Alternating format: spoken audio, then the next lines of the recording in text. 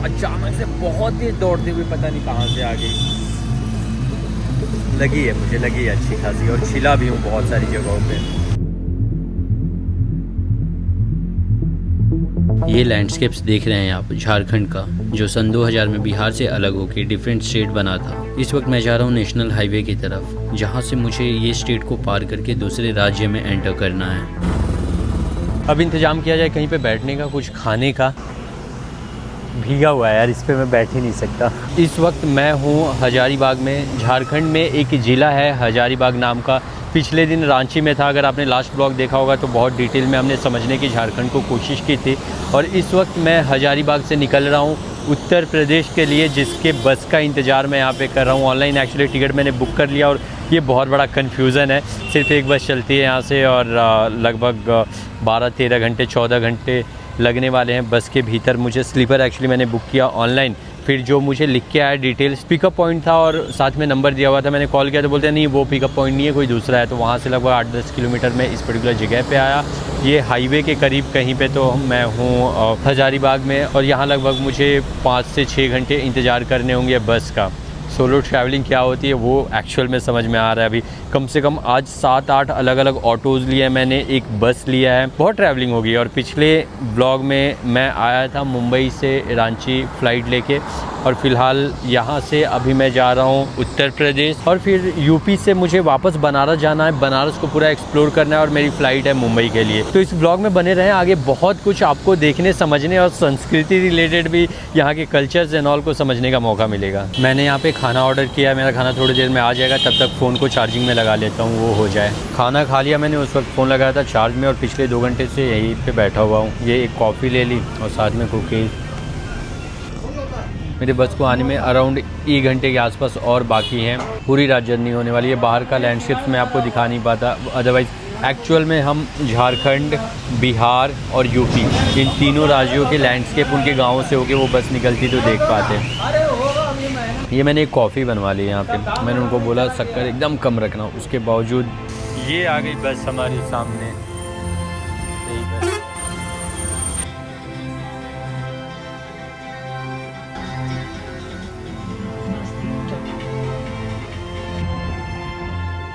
बज रहे हैं 7:45 और जस्ट अभी मैंने अपना बस बोर्ड किया पूरे रात के लिए। ये हमारी सवारी होने वाली है। आ गया मैं सीट पे अपने। एक चीज़ इस बस की सबसे बेहतर है वो है कि एक्चुअल में नॉर्थ में आके मैं ये एक्सपेक्ट नहीं कर रहा था कि इतनी बेहतर बस मिल जाएगी। एक्चुअली ये नई बस है जिसकी वजह से सब कुछ न्यू दिख रहा है, लेकिन किंतु परंतु बंधु मैं भी हूँ नॉर्थ से, और ये चीज़ मुझे कहते हुए बुरा लग रहा है, लेकिन जो सच है वो है कि यहाँ पे हॉस्पिटैलिटी में, सर्विस देने में बहुत ज़्यादा लोग बिलीव नहीं करते। फॉर एग्ज़ाम्पल अब ये सीट्स हैं तो वो बाय द वे मेरा चादर रखा हुआ है वहाँ पे, इसके साथ कोई भी चादर कुछ भी ओढ़ने वगैरह के लिए नहीं दिया जाता, जो कि अगर आप महाराष्ट्र वगैरह की बसेस में ट्रैवल करेंगे तो मोस्टली जगहों पे आपको ये देखने के लिए मिल जाता है। ये इतना पतला सा सीट है, इस पर 2 लोग आएंगे, पता नहीं कैसे ही 2 लोग एडजस्ट करेंगे, बैठ के ही जाना पड़ेगा, सोना तो मुश्किल है।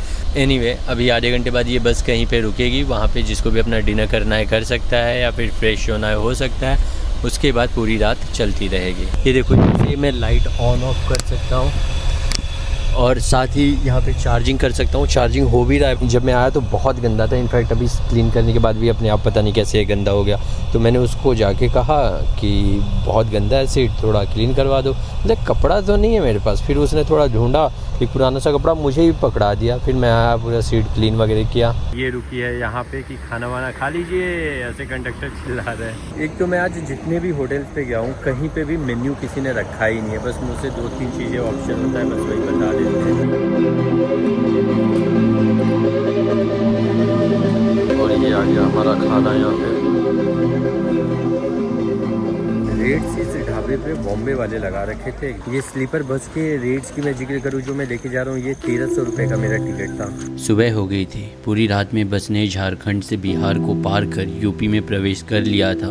बारिश हो रही थी। मॉनसून में ऑलमोस्ट हर एक प्लेस बहुत ही सुंदर लगने लगती है।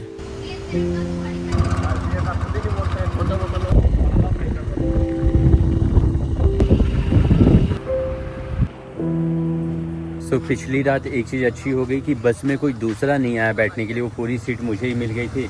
और वहाँ बस से उतरने के बाद जैसे तैसे करके थोड़ा और स्ट्रगल करके मैं यहाँ तक पहुँचा हूँ। और अभी ये बाइक हमारे साथ है, इसको लेके हम थोड़ा घूमने निकल रहे हैं। ब्लॉक करना थोड़ा मुश्किल होगा क्योंकि यहाँ पे हेलमेट वगैरह थोड़ा लगा के कंपलसरी है चलाना, और साथ में मैं नहीं चाहता कि मैं कुछ गिर विर जाऊँ या कुछ हो जाए। बारिश हो रखी है बहुत ही तेज़।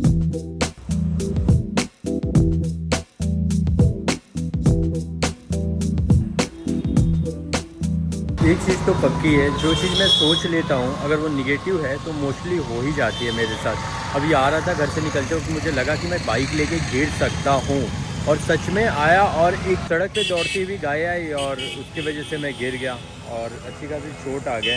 बाय द वे अभी आया था मैं ये शॉप पे, यहाँ से कुछ मिठाइयाँ वगैरह ले ली। हालांकि मैं फास्ट नहीं चला रहा था, बहुत स्लो थी मेरी बाइक, 3 गियर में ही थी, बट वो अचानक से बहुत तेज़ दौड़ते हुए पता नहीं कहाँ से आ गई। लगी है, मुझे लगी है अच्छी खासी, और छिला भी हूँ बहुत सारी जगहों।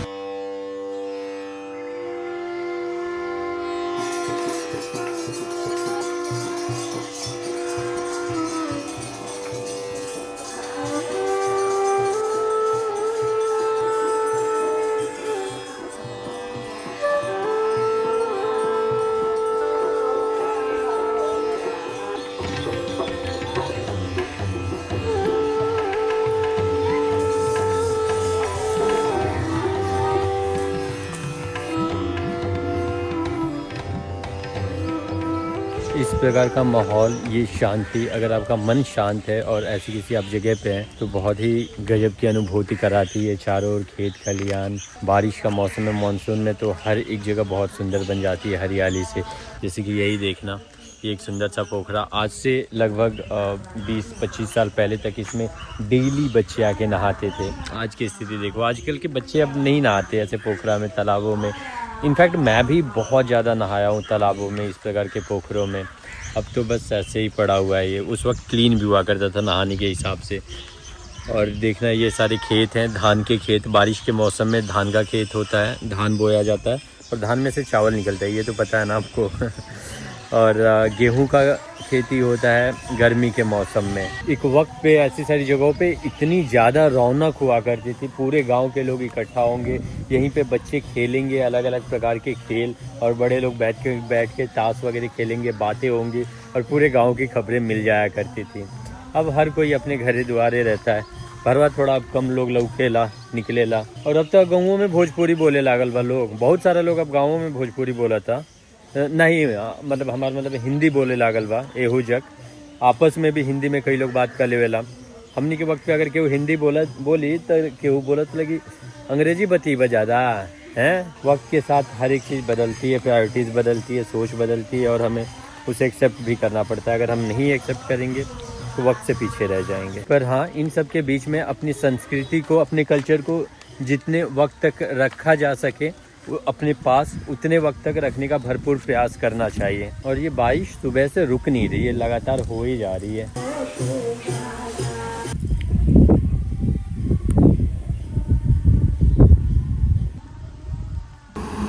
रास्ते में बीच ये हाईवे साइड है और यहाँ पे बैठी हुई है, तो अच्छा है कि ये रोड बंद कर रखा है 4 व्हीलर्स के लिए।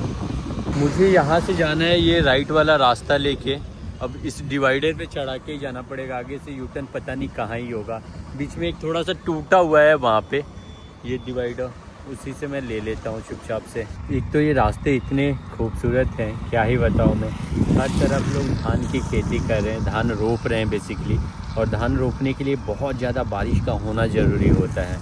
जब पानी लबालब खेतों में भरी हो तब धान रोपा जाता है। उसमें धान की खेती के लिए बहुत ज़्यादा पानी की आवश्यकता होती है।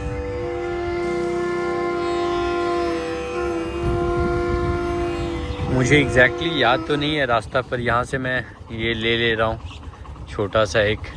ये देखो, ये धान पूरा बोया गया है, इसमें और पानी की आवश्यकता है। इस वीडियो में बहुत ज़्यादा धान हो रहा है ना।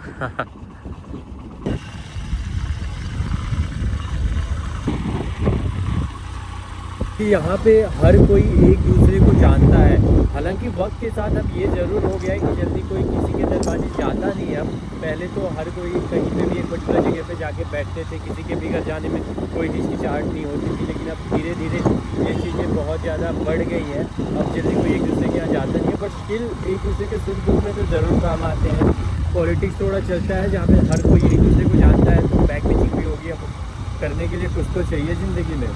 बट एनीवे यहाँ पे अगर आप 40-50 हज़ार महीने का कमा ले रहे हैं, आसान बहुत ही ज़िंदगी शांति से गुजर सकती है। फिर ठीक ऐसे ही टूटे फूटे रोड होते थे, साइकिल लेके इसी पे बारिश के दिनों में हम स्कूल की तरफ बढ़ते थे। बहुत गिरता था मैं साइकिल से। मुझे बाइक से गिर के उतनी ज़्यादा चोटें नहीं आई है आज तक जितना मैं साइकिल से चोटें लगा चुका हूँ। और एक मेजर सबसे ज़्यादा जो लगी हुई थी वो मुझे आज भी याद है। बहुत दिनों तक तकलीफ़ दिया था उसने। वो भी सीट चलाने में नहीं लगा था मुझे, लंगड़ी कैची चलाने में लग गई थी वो वाली चोट। बहुत छोटा था मैं। और बाइक चलाना तो मैंने सीख लिया था, मुझे लगता है जब मैं 6th स्टैंडर्ड में था। मेरी उम्र होगी 10 या 11 वर्ष मैक्स। उस वक्त मेरे पैर जमीन पे नहीं पहुंचते थे ठीक से, पर मुझे पता था बाइक चलाते कैसे।